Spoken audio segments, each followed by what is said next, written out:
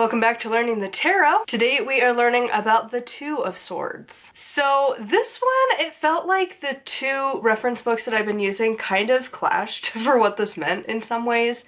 So the upright position for the Modern Witchcraft Guide to the Tarot book was kind of more of a positive card, and then the Idiot's Guide to the Tarot, it was more of a negative card. So here we are. And of course you could use other references. These are just the two that out of my collection I've narrowed down that seem to be working just fine. And I think a lot of it does come down to like using the cards. But for now I'm just trying to get the pages for my Book of Shadows so that I have a reference that I can go back to when I need it. And then eventually I'll just start practicing and doing more daily pulls and stuff. But like for now, we're just doing the notes. So the Two of Swords is supposed to be the blind faith card. Basically, you just have to jump in even though you're blindfolded, because the traditional imagery is a blindfolded woman holding two swords crossed. And so this is supposed to be, even though you don't know what the future holds, you just gotta trust your instincts and take the leap of faith. It also mentions that because of the two swords, which both of them kind of mentioned, is supposed to represent like your right and left brain, your logical and your intuitive side, and using those in harmony. Basically, you need to really think through whatever that situation is before you proceed. Make sure that, again, you're using your logical side to make sure that, like, logistically things are going to be taken care of. And then what is your intuition that might not necessarily think about the little details that your, like, conscious brain will need to think of. Find the balance between those two before you go in and make your decision, or whatever you're going to do. And then this is where the other book kicks in. And it's like the card of delays again. Always the delays. It basically was saying that this is a time of insecurity, whether with self or around you, and then also a time of indecision. It also talked about finding balance in your life. So where the one had talked about like your logic and your intuitive side, the right and left brain coming into balance, the other book talked about how it was more of like finding balance in all of your life and looking at where things aren't in balance right now. It can also mean that like just overall you're feeling delayed or confused about like the direction you're going. And then where the first book said that this is like, yep, go for it, take that leap of faith, do it. The other book said the exact opposite, and that this is the time of inaction, and that right now you just need to contemplate things before you proceed. So that's not confusing at all. I was not anticipating to have completely polar opposite meanings for the same card. So that's real helpful. Because honestly, when you think about it from that, it's like, okay, so maybe it's a journey card within itself that like you need to find the balance and like look at all of those components of what's going on before you proceed on. And then like once you work through that card, the end of it is to like continue on. But I don't know, like where the one's like, go for it, and the other's like, nah, wait. I don't know, like maybe that's why I should have had 3 books to use, but I wasn't sure which other one I should, to be 100% honest. The couple that I had tried were not it, and they were not as helpful as these two have been. And so I don't know, like, how do you guys interpret this card? Which of the 2 avenues, or is there like a possible third one that we just can't see? Because like, and maybe it's situational, like depending on how the other cards are, it might, you know, lean you one way or the other. I don't know. And of course, when you get into specific decks, they're gonna have their own interpretation of the cards. And so maybe if that deck says it's a yes, you go with a yes. And but both of these are using the Rider-Waite as like their main deck example. I don't know. So then we come to the reversed of the Two of Swords. And once again, a lot of the imagery just kind of flip-flopped. So again, imbalance, we talked about that from the upright, but now also reversed.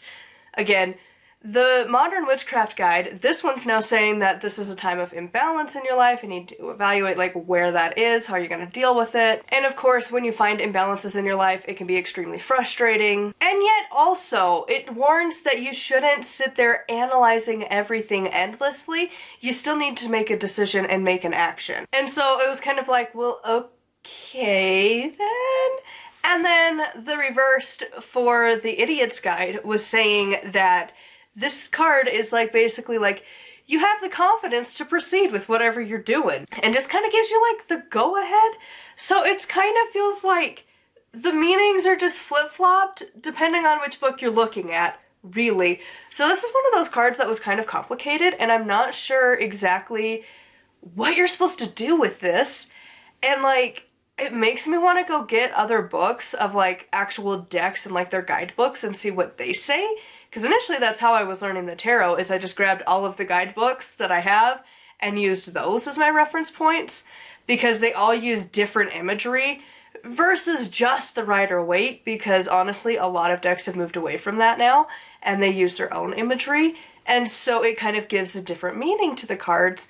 And so I wonder if I need to start doing that, because like, I didn't really anticipate having such differing opinions, and I take the notes kind of separately.